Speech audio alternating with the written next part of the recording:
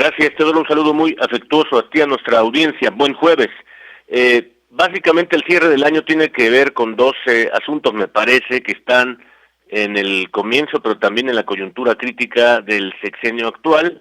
Desde luego la onda expansiva del primer problema del país, el principal, el de la inseguridad, que ha motivado desde luego el cambio, como han llamado los expertos, de la estrategia en ese mismo rubro, desde el punto de vista de inteligencia, información y desde luego de estrategia.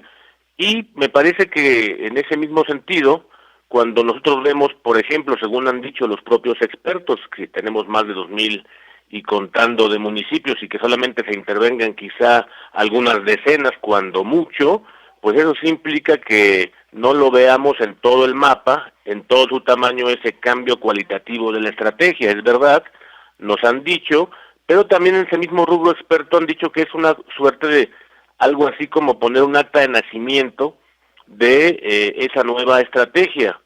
Desde luego todo eso es insuficiente, no alcanza para el tema de lo que implica el tamaño de la realidad, el golpe de la realidad que sí tienen que padecer todas las personas, las familias y las empresas en la República Mexicana, pero sí alcanza para el tema del golpe espectacular.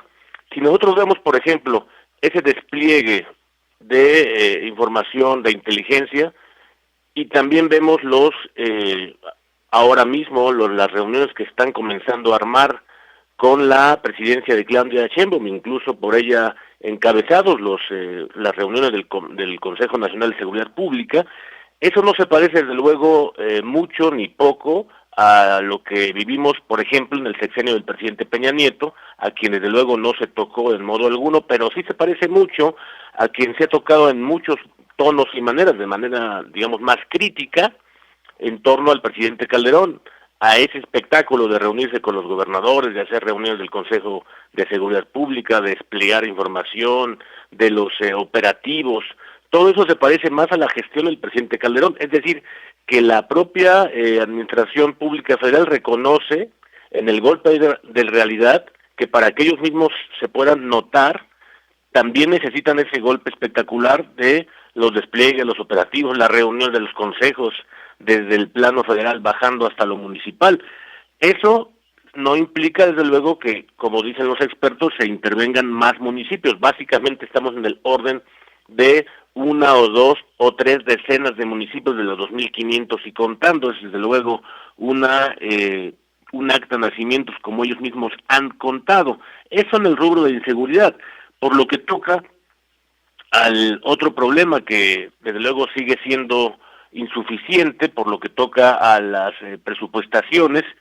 En las horas recientes se ha aprobado, como sabemos, el presupuesto de egresos de la Federación, que desde luego terminará de cuajar en el resto de las legislaturas locales de nuestro país, y que dispone más o menos el Estado mexicano, para que lo veamos en cifras así del todo, unos 7.5 billones de pesos de ingresos, pero de egresos tendrá alrededor de 9.3 billones, es decir, la capacidad de endeudamiento sigue siendo muy alta.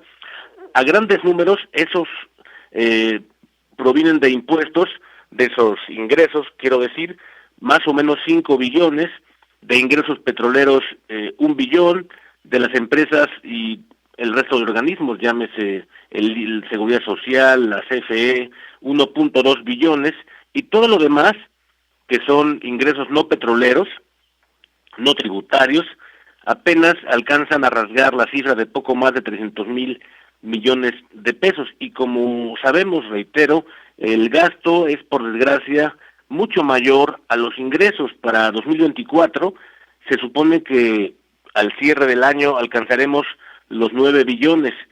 Para 2025 la proyección es que no solamente se mantengan, sino que alcancemos, reitero, 9.3 billones de pesos. Es un gasto que lo podemos básicamente dividir en dos partes: el que se puede, como se llama en la economía general, el que se puede programar, que se va básicamente a servicios personales, a gastos de operación, sueldos, salarios, etcétera, las pensiones, que importan un gasto que no se puede mover. Y la otra, que es la red clientelar, que algunos han puesto que es el gasto en la compra electoral o la compra de votos, que es básicamente 2 billones.